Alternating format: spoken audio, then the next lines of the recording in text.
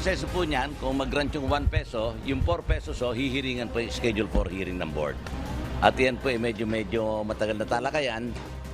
Naihain na sa Land Transportation Franchising and Regulatory Board ng grupong Pasang Mazda, Altodap at Akto ang kanilang petisyon para humiling ng dagdag pasahe para sa mga tradisyonal at modernong jeep. Nakasaad sa petisyon ang hirit na 5 pisong dagdag pasahe ng mga transport group. Gayunman ipinaliwanag ni Pasang Mazda President Obet Martin na nais nila itong gawin ng staggered basis o utay-utayin ang pagpapatupad depende sa magiging desisyon ng LTFRB.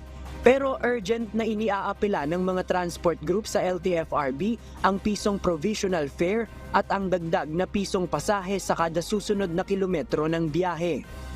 Kanya itong ginawa naming fare increase neto na piso provisional kung sakali at mag-normalize ang presyo ng ating petroleum product in the near future, pwede ho namin i-recall to at ibalik doon sa talagang pamasahe.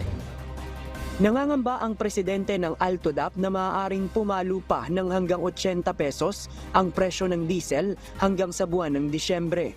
Kaya't para sa kanya ay makatuwiran lamang ang hinihingi nilang 5 pisong dagdag pasahe.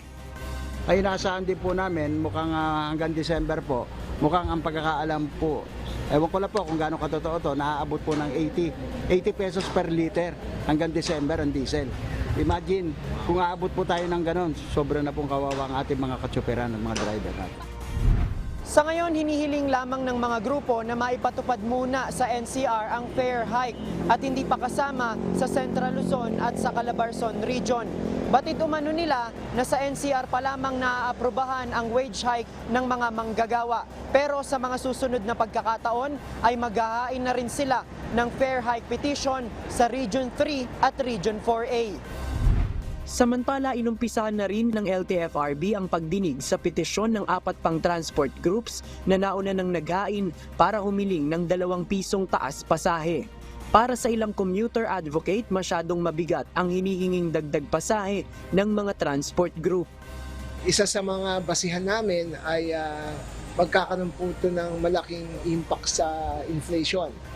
Dahil kapag nag-increase ng pasahe at ganun kalaki, siyempre, ang mga pasahero, mga nagtatrabaho, hihingi ng increase sa sahod.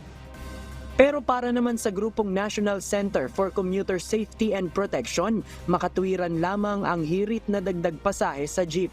Ayon sa presidente ng grupo na si Elvira Medina, mas kailangan ng mga public transport na kumita upang maipagpatuloy ang kanilang pamamasada.